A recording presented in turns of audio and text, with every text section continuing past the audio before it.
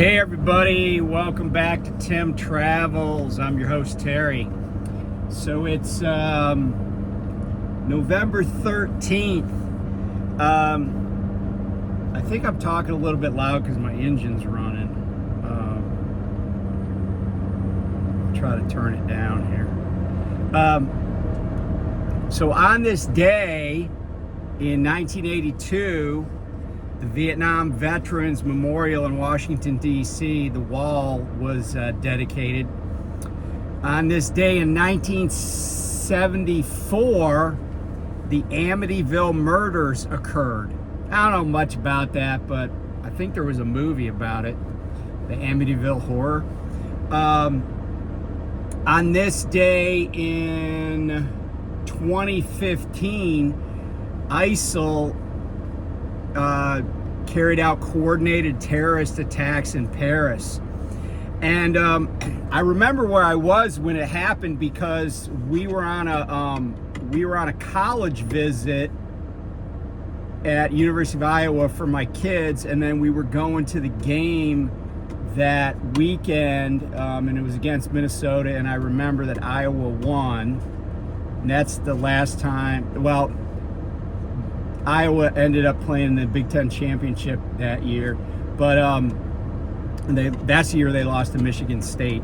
But the thing that stuck out to me about those attacks, the Bataclan nightclub and some other attacks in Paris, was that we tend to fear things that have a recency bias and that are in the news. But, and I don't know how many people were killed in those attacks, but I want to say it was 100 or less. And that's in a city with, 3.5 million people. But my kids' school canceled a trip to Paris the following spring. And the Board of Education, in a closed-door meeting, just decided they were going to cancel this trip. And it really was heartbreaking for a lot of kids. And the thing is that on this day, I think it was in 1980, there was a volcanic eruption in Colombia that buried 23,000 people. But, we tend to not pay attention to things that have outside huge impacts, huge actual impacts, and we tend to pay attention to little things that are impactful and certainly disrupt people's lives in a huge way, but maybe don't even affect us. Like when somebody gets killed in Los Angeles and it's gang violence, I don't spend a lot of time worrying about gang violence. Why? Because the likelihood of me being victimized in a gang-related shooting is pretty low. I'm way more likely to get killed by some, person that's hunting and doesn't know what they're doing and shoots towards a road. But I bring that up because, these kids paid the price for the fear and ignorance of the Board of Education. And I thought it was really interesting that they did it behind closed doors. I think they violated Pennsylvania's open meeting law. But anyway, and on this day, speaking of things that were noteworthy but not really impacting me, on this day, in 1979, Chocolate Thunder, Daryl Dawkins of the Philadelphia 76ers broke his first backboard. I saw it on the TV, but I wasn't there, so I wasn't worried about backboards breaking at my high school when I was shooting hoop. So anyway, that was in 79. So somebody asked me, and I thought it would be a good time to talk about it because I hit a deer the other night in West Virginia, and that was kind of on my bucket list because I had never killed a deer in West Virginia. I've killed them in other states, Ohio, Pennsylvania, Virginia, but never West Virginia. So I'm on a quest to get the entire lower 48. But Although, you know, out west, so the deer on the East Coast are whitetail, and out west they're mostly mule deer. Mule deer seem a lot smarter because you see a lot less of them dead in the road. You know, it just seems like wildlife out west is a little bit smarter in some ways than certainly than white-tailed deer. I've also seen a lot of dead raccoons lately. I think it's raccoon mating season too. Anyway, I got somebody that commented and they said, hey, could you do like a comparison of these trucks and stuff? And so because I hit that deer, I drove my truck back to the terminal and I had to like swap trucks. And the cool thing is that my driver manager, this will be the third truck I've been in like a month. And it really is a pain in the butt moving trucks. But they're like, yeah, we're gonna send this to the shop. But they just immediately had another truck. And the other truck that my driver manager said, take this truck, he goes, it should be clean, which, you know, he's kind of optimistic about these things because he's like, oh yeah, so-and-so was in that truck. I'm like, you know, as a driver manager, you may think, oh, that's a good driver. You know, he doesn't get in wrecks and he delivers stuff on time. He doesn't get tickets. So that's a good driver, but it doesn't mean he's not a scumbag. And, you know, and driver managers don't go look at people's trucks. They don't go out there and assess the cleanliness. So when I got in, there was, you know, he's like, oh, that truck should be clean. I'm like, okay. So I go out there and I'm kind of anal about wiping down horizontal surfaces. Like I wipe something down every day. I don't necessarily do the whole truck every day, but I'm wiping something down all the time because I don't like all the dust. And that's in fact why I always run my ventilation on recirc, is to just keep as much dust out of the truck as possible.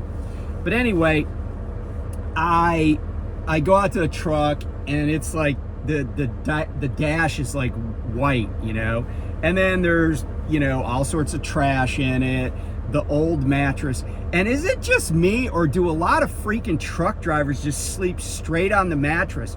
Like, there's no way that with the stains on this mattress that was left in that truck that guy was sleeping on top of sheets.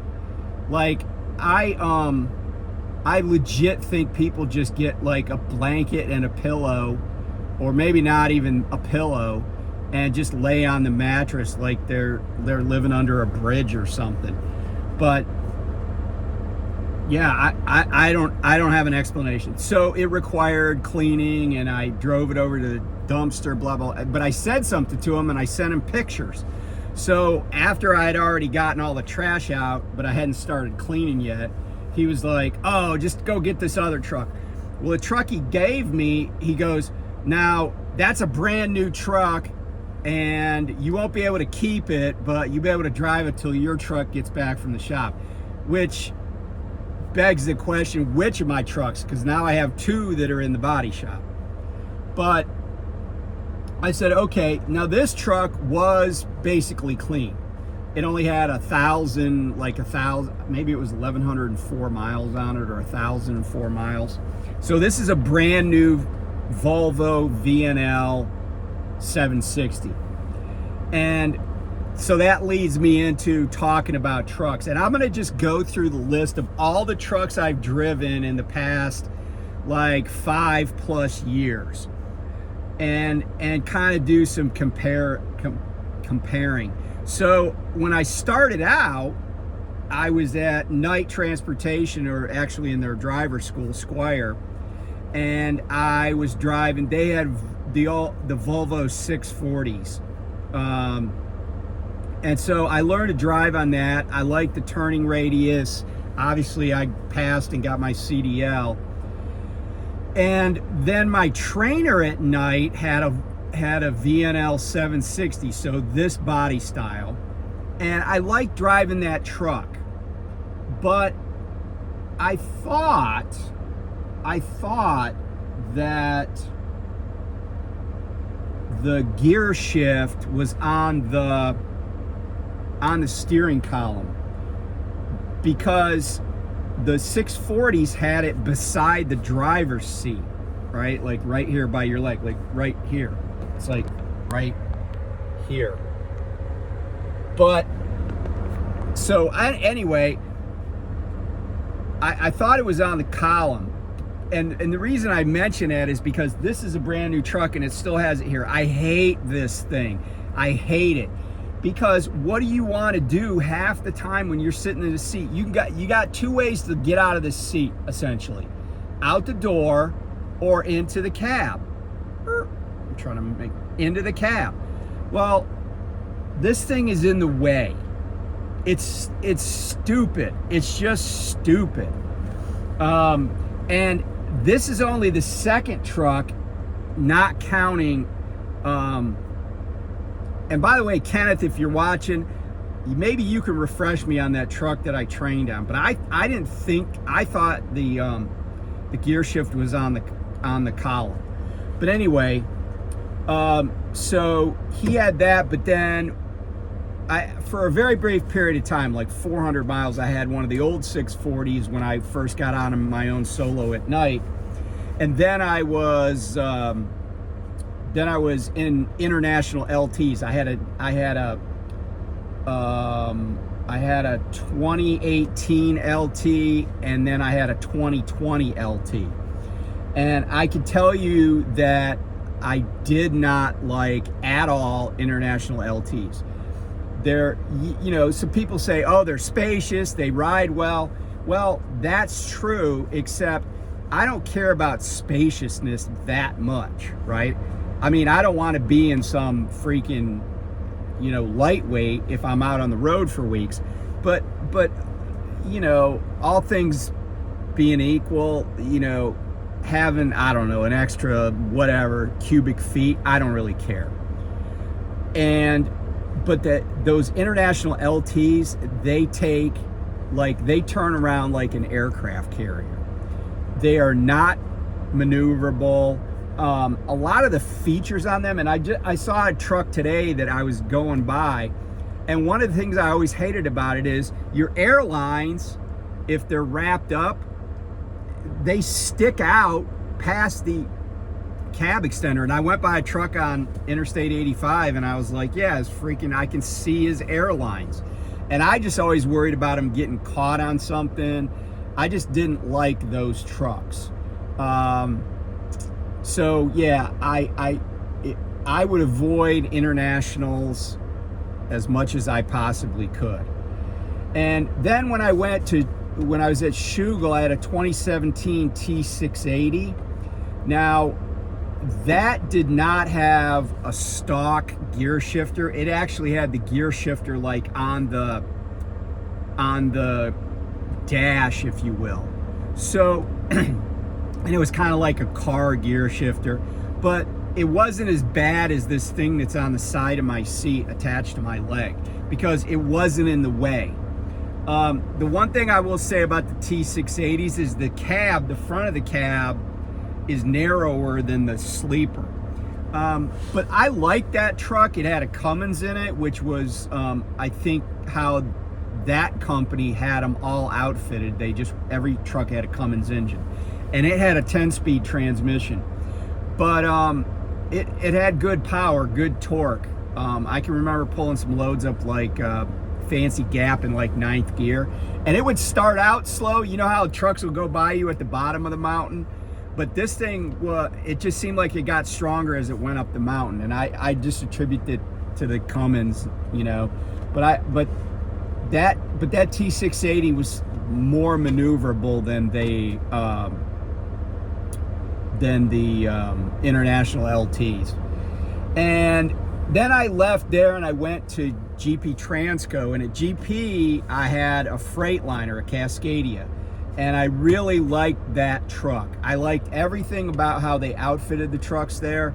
They went a little faster, like you could go 67 on cruise, and they also had the Smart Pass on those trucks. And again, a lot of the truck comparison stuff is gonna be based on what your company wants and how they set them up. Now, obviously, if you go buy a truck, then it's set up the way you want it. If you're just buying it off a lot. But GP had a good combination of things. They used an EPU instead of an APU. And I should say that at night, we didn't have APUs. You just had to be above a certain temperature or below a certain temperature and the truck would idle. I know they considered APUs because I remember Dave Jackson sending out a message saying that they'd gotten feedback and were thinking about it. I don't think they ever went to them though. At Schugel they had APUs, and like I said, at GP Transco we had EPUs. I like the EPUs. EPU is just extra batteries, and what happens is using some buttons on the steering wheel, you just set it up so that the EPU, the engine will start when the batteries need to be charged. But I thought it was, you know, and kind of like an APU starts when the batteries need charged, although an APU will just run constantly if you've got like the ventilation going or whatever. But I like that EPU. I like the Freightliners that they had at GP Transco. And I kind of started, Freightliners don't ride as well as other trucks, but I just like them. I just like them. I found them to be reliable. I found their use of space to be good. You know, they're kind of a working man's truck. They're not really luxurious, but I just like them. I just like how they handle, and you know, like I said, how they utilize the space inside the cab. And I got nothing really other than the ride, and I think that could be mitigated by getting airbags on the steer axle, somewhat. I mean, they got a shorter wheelbase than say an International or a Peterbilt or a KW, but I just liked my Cascadia. So, and that was a 2022, wait. Yeah, no, I take it back. I had a 21 Cascadia at GP Transco. Then I went to Prime, and the first truck I leased, which I took over the lease, was a 2020 Cascadia. I liked that truck, my blue truck. Then, and they were set up differently at Prime, governed a little bit different, and but I thought it got good fuel mileage. Although, you know, typically I would have to run around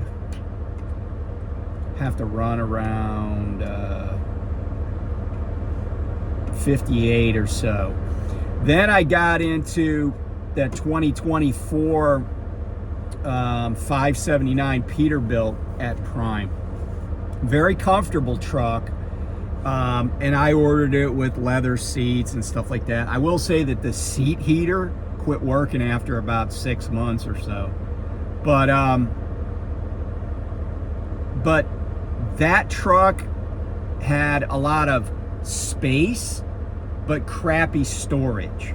It rode really well. Those PACCARs have a lot of torque. I like the torque. It's kind of funny because some people, the torque on the Peterbilts kind of overwhelms them, and you see them like bouncing off. It was kind of funny because before I went, there was a gal that was trying to back in next to me, and she was at Well Companies, and I still had my Freightliner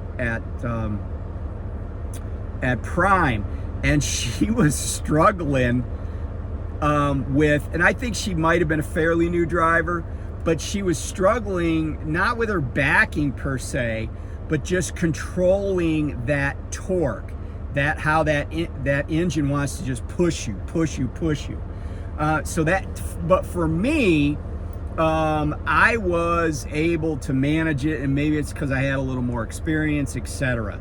You know, I use that torque to my advantage. Like I can like get the truck to do what I want and not slam into a loading dock or whatever. But it is surprising when you first get in one of those if you come from another kind of brand of truck. sorry about the glare on my head. Maybe I should have worn a ball cap. This is, everybody commented about, see, I don't want to do the, you know, Jesus star. I don't know if that's any better. Anyway, maybe I'll point it backwards a little bit. Anyway, so I had Peterbilt at, well, their trucks were kind of stripped down, although at Well, that truck would go 74 miles an hour on cruise. So that was cool. It would have been really cool if I had a lot of loads to run at that speed. I mean, maybe that's why I sat around more than I've sat around in any other company, is just because the truck was so damn fast. But yeah, I kind of started taking the view that if I was running, let's say the Ohio Turnpike or whatever, I was out in the open. If anybody passed me when I was at Well, that meant they were either some super trucker with like some long hood, you know, 389 or whatever, or they were just some fly-by-night operation that is not governed at all, you know, fenders flapping, torn up rental trailer. Those are the people that passed me. That was about it. I can't think of any company, like decent sized company, that runs faster than that. But I will say this, and let me go back also to the internationals. The Bendix system on those internationals at night was horrible. It would, I mean, one time I had B with me, and you guys know B. I had B with me, and she was asleep on the passenger seat, and I was on 495 outside of Boston, and it was kind of early in the morning. It was overcast. And man, that truck decided that overhead sign was a wall, and it slammed the brakes on so hard that it shot B under the dash. And yeah, I hated that aspect of it. And that Peterbilt that I had at Well would do the same thing. It would just slam on the brakes. And usually it would do it at low speed, so like everything would just go flying. But every time it did that, my foot was already on the brake. Like I was already like, oh, I have enough room to stop. I have my foot on the brake. I'm not slamming on the brakes. And then it would just slam them on. So I hated that part of that. So that brings me back to these Volvo 760s at the company I'm at now. I will say that, you know, again, how companies set them up, this thing has all the warning and you know, it's quite obnoxious. And I think that's a Volvo thing, like the sensor, like the right side sensor. You know, I put my directional on when I want to move over, right? But a lot of times I put my directional on, my right-hand directional, like if I'm moving back into the right lane, even though I know somebody's there, because I'm telling everybody behind that person that's passing me on the right, quit passing me on the right because I want to go over there. I'll get out of your way. And the thing is that the signal is it only does it when the person's right beside the cab, but it's like an actual car horn. It's like, and it's really loud. And the lane departure warning, unlike on the Peterbilt on the Peterbilts and Freightliners I've had, where you could turn that off for a period of time, like when you're in a construction zone, I don't think there's any, at least on the truck I have, I don't have a way to turn that off. And it is loud and obnoxious. And of course it's wrong a lot of times, like it is on all trucks. But but I gotta say this about these Volvos, and I think it's how my company wants them set up. But and this newest one, this truck number 3, right? The brand new truck with, now it's got 1,661 miles on it. It is the least torquey truck I've ever driven. And it honestly, with an empty trailer, This thing, you know how like, you know, like I used to tell trainees, no truck does a whole shot. I don't care if you're bobtail, trucks don't do whole shots because of the way they're geared in the lower gears. But then usually when you get to about 6, 7, 8, 9, you could feel that, you know, it'll push you back in the seat a little bit. You know, you can feel that you're right in that torque band. This truck, oh my gosh, no. I am not joking. I was going up an on-ramp earlier today, and you know, like I'm watching the road, but I'm listening to the engine and I'm hearing the transmission shift. This thing must have changed gears like 3 times and I was still doing the exact same speed. And this load, this is one of the heavier loads I've had recently, and it's only like, it's not even 34,000 pounds. And, but man, no get up and go. No, nothing. Like if my mom was in this truck, she'd be like, oh, you need a truck with a bigger engine. You know, you need because my dad was kind of a GM guy, mostly Pontiac. So, you know, he'd have been like, that needs a 455 in it. But, because he was a Pontiac guy. 455, not 454. But, wow. It is, yeah, it's kind of interesting how like gutless it is. And my trainer, I didn't really notice it in his truck because we were doing the sawdust and he had a day cab. I didn't notice it too much, but it was funny because he's like, yeah, they cut the nuts off these. I'm like, dude, they cut more than that off. I mean, they took out the ovaries, the spleen, one of the kidneys. I mean, this does not have much. It does not have much. But, and you know, ergonomically, I mean, the truck is comfortable, but again, I hate the shifter where it is. It's just so stupid. The other thing that I really don't like about these Volvos is the Jake brake and the windshield wiper handle are not even this far apart. Like, I just tried to stick my fingers in it. They're not even that far apart. Like, I can't get 2 fingers in between them. Here, I'll even show you. It's like, let me see if I can show it. It's like, here's the Jake brake and here's the windshield wiper. And they're just so close together, and until you are like super used to it, and even I've been driving these like a month now, I still mess it up. The other thing that's weird, and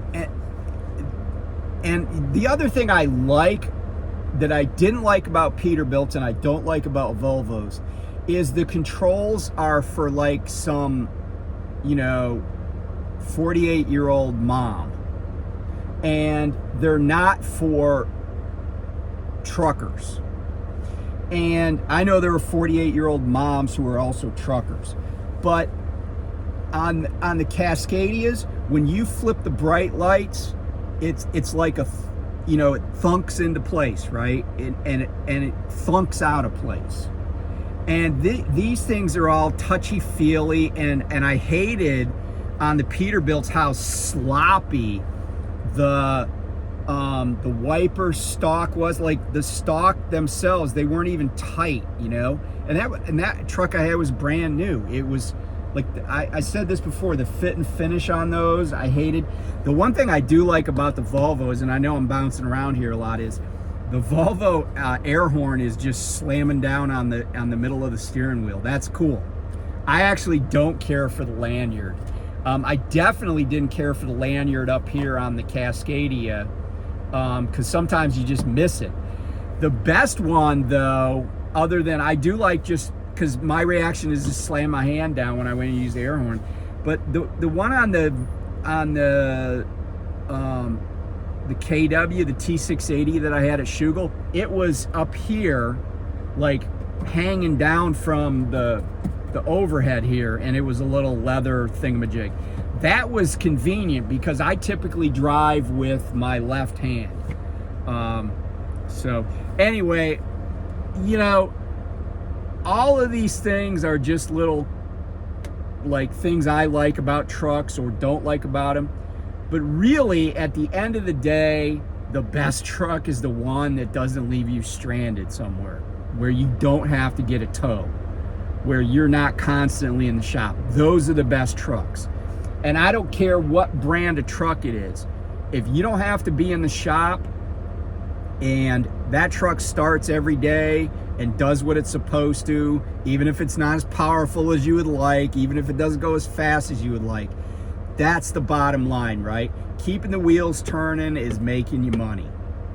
So, yeah, I would rather have, you know, like the joke is Peterbilts are the prettiest trucks in the shop. I didn't really have issues with mine, but I know people that have. But then again, I know people who've had them with Cascadias. So, you know, it comes down to personal preference, but I'd rather have a truck I don't like that much that never leaves me stranded and I don't have to put in the shop.